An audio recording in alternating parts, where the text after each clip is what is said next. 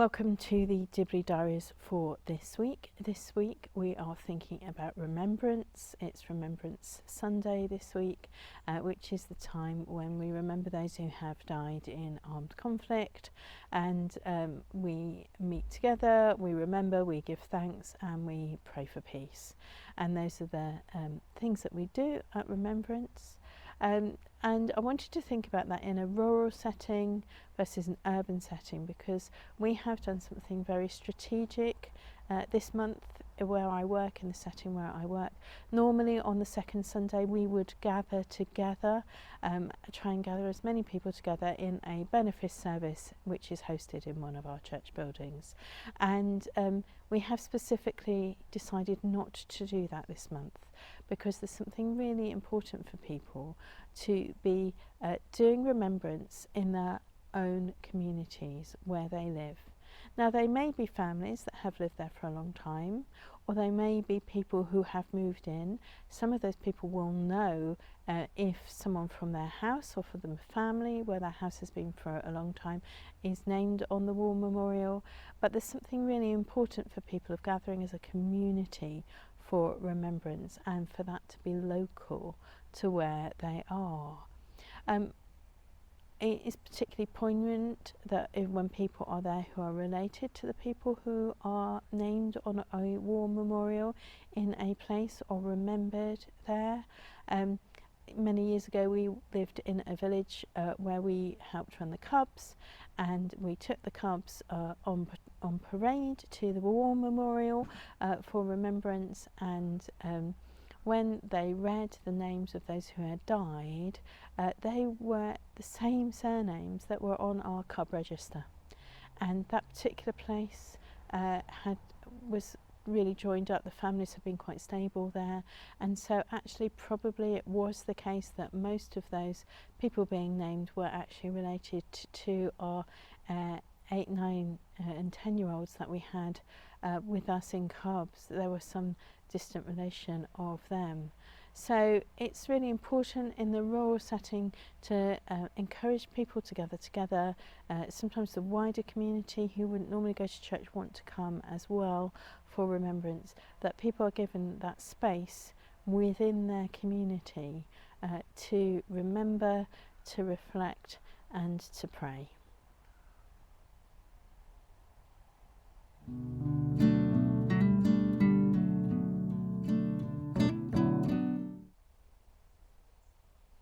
Thought for this week is about remembrance and about how we are connected to each other. So a few weeks ago I was in London, and I was on a guided tour of Westminster Abbey, away from my quiet country life in the big city. And we were on the tour, we were standing at the grave of the unknown warrior, and he's called the Unknown Warrior because we actually don't know which service this body is from, this person is from. It could be a sailor, or someone from what was then the Royal Flying Corps, or it could be a soldier. And they were there were 4 bodies chosen, and then one of those was chosen randomly. So actually nobody knows who this person is. Nobody knows who this person is. And for the first time when I was actually standing there, it's the only grave in the Abbey that you're not allowed to walk over. It's guarded by this border of silk poppies. We couldn't, as we were standing there and the person was talking about the grave, I thought, that could be my uncle. Well, my great uncle. That could be my great uncle. Because my great uncle died, and he has no grave. Nobody knows where he is. He's remembered on the memorial at Dibley, but we don't know where he is, and it could be him. And that seemed really important to me, a really important example of what was trying to be done there, that people were there was an attempt to comfort people and encourage people and to connect people, because there were so many people who could stand there and go, I wonder if that is my great uncle. I wonder if that is someone who came from my village. I wonder if that is someone who lived in my house. I wonder if that is someone that I know a relative of. And for me, that was an important thing of thinking, well, actually, I wonder if my family came here to grieve, if my great uncle's parents or grandparents were able to travel here to express their grief and to wonder if it was him there too.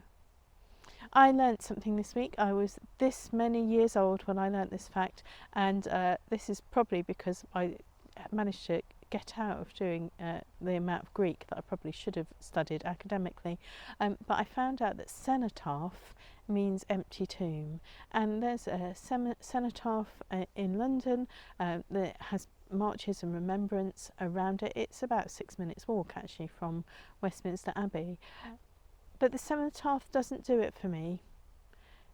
It doesn't seem necessarily the best place to go and remember, because all we know about the cenotaph, the empty tomb, is that nobody we're related to is buried there. Nobody who was connected to our family is buried in that place. And that's where I think the tomb of the unknown warrior wins out in its poignancy and what it's trying to tell us and remind us, because it reminds us that we are all connected. We are all connected to those who have died. Their death diminishes us all. The reading that we have set for this week in our parishes is Romans 8:31 through to the end of the chapter, which doesn't have the verse about being slaughtered by the sword taken out, but it reminds us that nothing can separate us from God. Not life or death or war or all these things. Nothing can separate us from God. And as we remember everybody at Remembrance who has died, it's important for us to remember that they aren't separated from God, and we aren't separated from God, even if for now we feel less connected somehow to those who have died. Armed conflict diminishes us all, but God's love is not separated from anyone who is involved in armed conflict or anyone who grieves the loss of someone who died in armed conflict. It's a difficult thing for us to think on and remember, but it's important that at Remembrance we grieve for those who are lost and we pray for peace. But it's also important to remember that we are all connected to each other and that none of us are separate from God's love.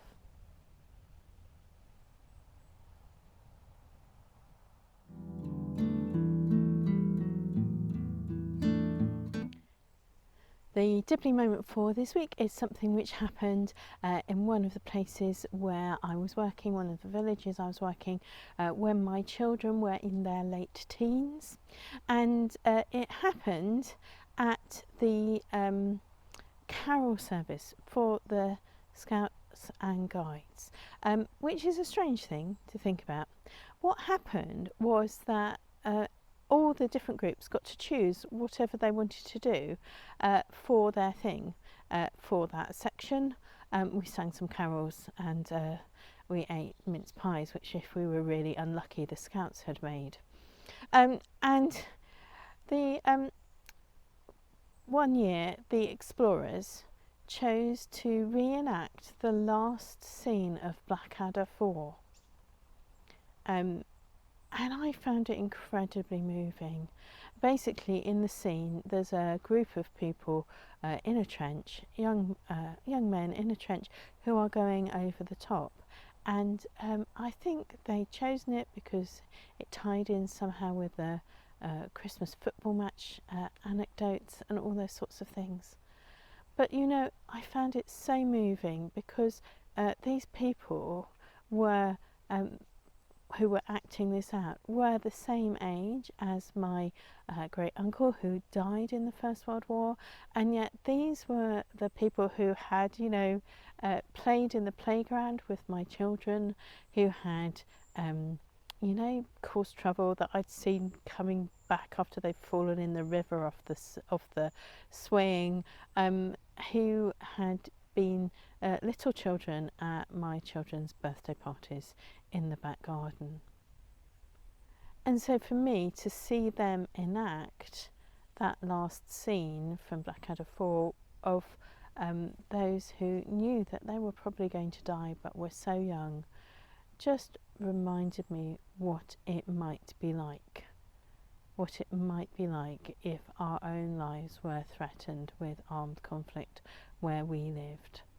And it was a good warning to me to think what that could mean and to remember and pray for those for whom it is actually the case day by day. Well, that's it for the Dibley Diaries for this week. I pray that your village, however large or small, has a week filled with peace.